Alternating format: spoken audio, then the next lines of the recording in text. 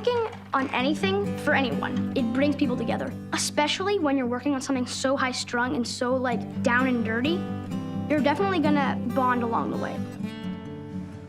Like, we're losers, right? But at the end of it all, we fight a killer clown, and we're no longer losers. I guess we're winners, so that's pretty cool.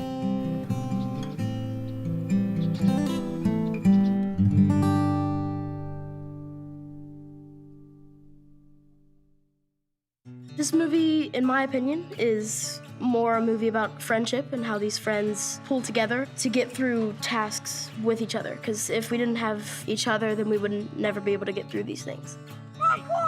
Boom in the face! Now everybody goes for rocks! At first you think it's a horror movie with a clown that's trying to maul children, which it is, but it shows how to gather up the courage to defeat your fear. You need people with you, and you need friends, and you don't need to do it alone. It's very touching. We all have the strength to do it because we're together, and we all notice that if we're not afraid of Pennywise, then we can beat it. It's definitely overcoming that fear, and we do it because we're with each other. No, we need to get out of here! Dude, guys, Beverly is down here! The way we're all bonded together, hence the name, we all have certain things about ourselves that ostracize ourselves from the rest of the city. Either it be weight, a stutter, African American. And I think that really bonds us together because we really have nowhere else to turn. There's no one else who really cares for us in the town of Derry. There's a lot of character development in that book, and we try to fit as much character development as possible into the first movie, but if we fit any more character development in this, it would be a 4-hour-long movie, which would not be practical. I mean, we wouldn't have a problem with it, but... Everybody seems to easily relate to their characters, and they don't just portray their characters perfectly, they bring a new light to their characters, and it makes acting and my job so much easier. The reason you're attached is because everybody has been there, which gives credit to Stephen King for writing characters that are so relatable. Either it was your shy girl like Beverly, or you were out of shape in middle school, which I think everybody was in middle school, or you're me, who's ostracized for race. It's relatable. It's just a relatable story with relatable characters facing semi-relatable situations. How do you get into being scared of these guys? I mean, they're actually real nice guys, right? They're nice guys, but when we're in the scene, it's quite scary, you know. We forget all about our friendship and just get the movie done. We have a good environment, and it gets a lot easier when you have good actors with you to act actually scared because you are. Was it hard for you guys to become friends, like the losers and the...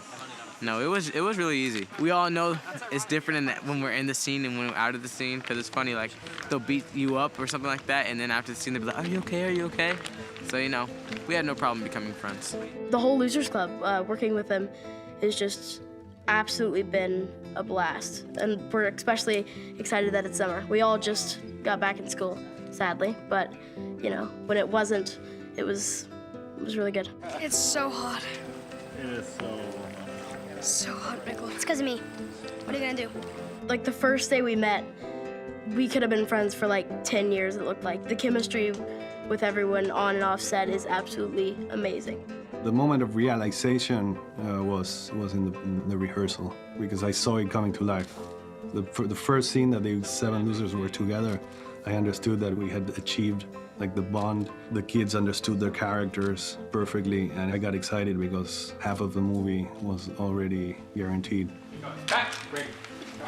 It's so hard not to laugh. Me and all of the losers and the boys get along so well. We're like a huge family. We hang out like every day. After set, we go to dinner together, we have sleepovers, and we see movies together, and it's very, very cool. Today, guess what we did? We freaking stood on a cliff. It was insane. It was amazing. It was awesome. And we, thankfully, Andy let us improvise, so that was really, really great. This is definitely, I think, the best chemistry I've ever had. We're gonna splash in water and then we're gonna lay on some... No, we're not going in the water. Well, no, we are, but not on film. We're gonna lay down on some rocks and talk about dead children and the Torah or something. So, in our class, was the last want to spend my free time. Well, he talks about Really it. annoying kid. I was Missing the last one to children. get an ice cream cone for some reason. Got a hole in the back. He had it, and then he like, Missing. They are very easy to talk to. I didn't really think about it until I came on set. I was like, oh my God, all these kids are like 12-year-old boys. It's like I'm gonna have to work with them for like 3 months. first look, they seem very hyper and very, very interesting. But they surprised me. They were very nice to me, and they're very interesting to talk to. I'm Finn, and I got a really good time. I get a really good time when I go down to the market. Once you get to know them, they're very nice. Hello, I'm Clark. Stay in the world of you. Good job. Oh my God. Good job. Whenever people ask me, how is it like working with all the boys? And he's like, shh, I don't think they noticed. Come on! Did you watch it on the monitor? See him? Did you watch it on the monitor? Yeah, no, a little bit. Pennywise. What does he look like? Did you guys see it on the monitor? Let's see. Come and gross us out. Can I bend it? I think it would be a very different movie if we didn't get along. One, because you have to see that trust in the movie, and it just wouldn't be the same thing. I don't really connect with people often. I mean, I connect with the directors and producers, but this is like the first time that I've really been able to express myself in front of these people, and I think these are the people I just trust the most in the world. They're really ambitious to choose kids to really play kids in this movie. It makes it so much easier on me because it's not that I'm just inside my head trying to push myself to get there. The environment is great, the set builders are fantastic, and I have great actors saying lines like it's really coming from the heart. Holy fuck! I'm Ben Hanscom, and I'm a loser. There's no way of portraying certain characters if you don't find an actor that shares the DNA of those characters. In this case, like, some of the characters are very colorful, and to portray a vivid characterization, you need people that have that DNA in them. Join them! And I was crazy, he's dying! He's like, got it!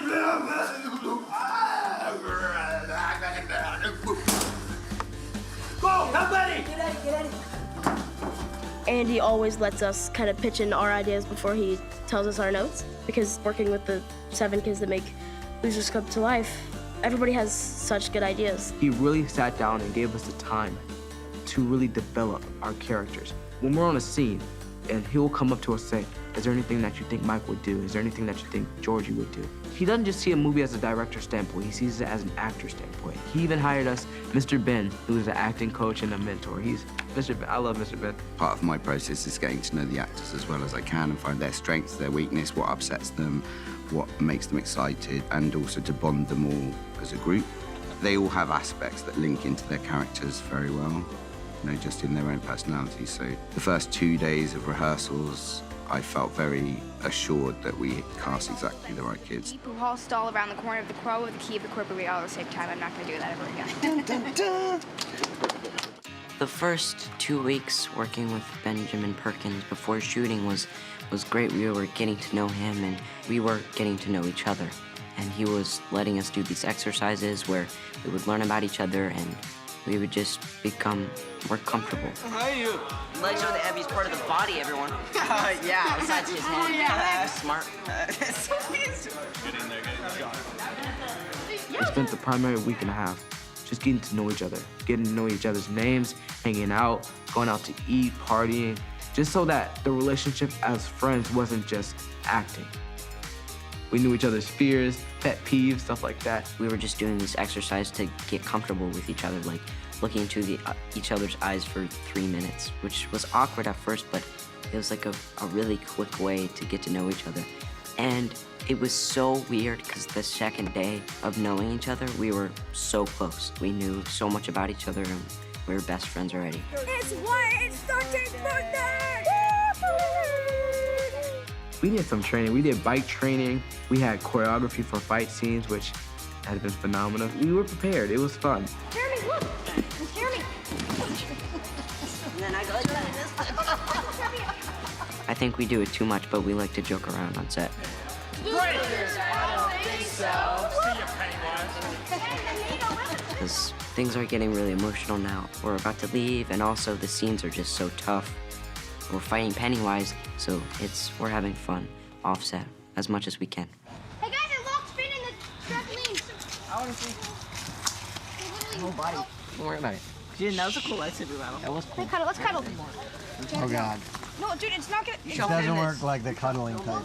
I think being so close has helped our acting out a lot. For example, with the Wyatt scene, when we're saving Stanley, everybody felt like that was Wyatt. And I felt like I really hurt Wyatt, and I hurt everyone, all my friends. And it just helped us a lot, getting that emotion out. For emotional acting, this has been the most intense thing I've ever done. Stanley! Shut up, all right? You're gonna shut them up because these guys are experimental, all right? We need to listen. We need to listen.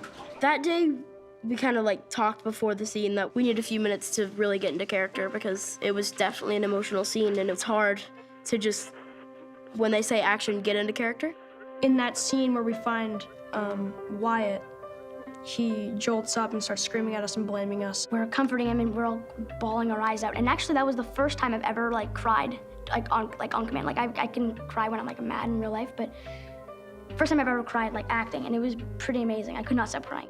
I did the scene 3 days in a row, so that means I cried my eyes out 3 days in a row.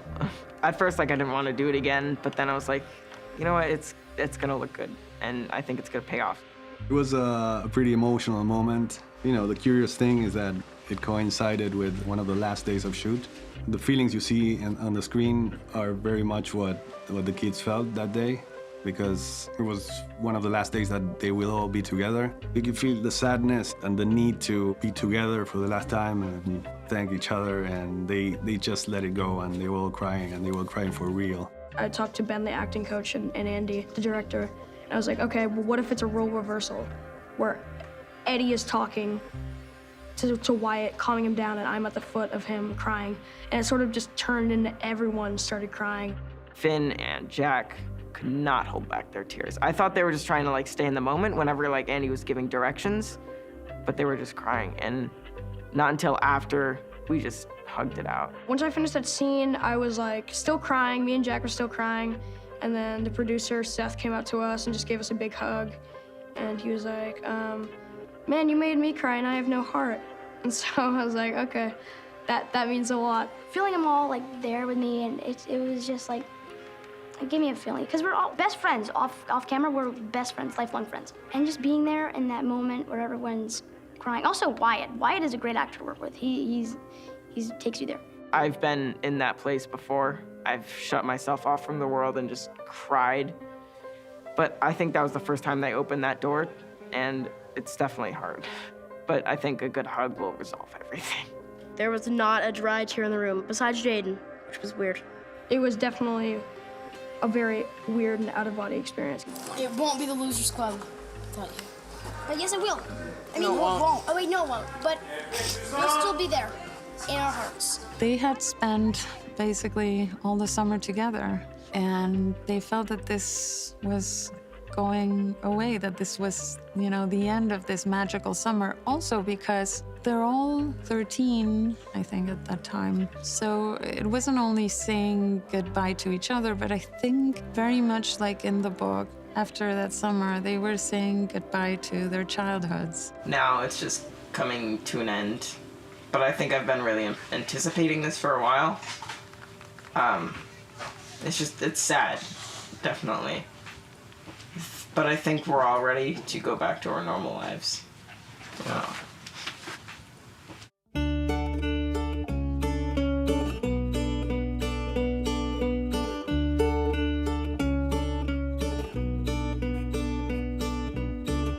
It was really like a family. We had a lot of fun doing it, and there were highs and lows and everything, but we had an incredible time doing it. Good job. It's coming to an end, and we're all really sad. But, you know, we might do some reshoots, and we'll see each other at the premiere and everything like that. I think that we've managed to achieve a great thing. We didn't create an artificial friendship. The friendship's so genuine, and it just became this thing that ran on its own. We're all like brothers now, and sister. But now after 4 months, I've never been so close to anybody else. I can't even say it was a job. This has really been like the best summer ever. Oh my gosh, this summer has been the summer of my life. I'm never, ever going to forget this. That's nothing. Waller.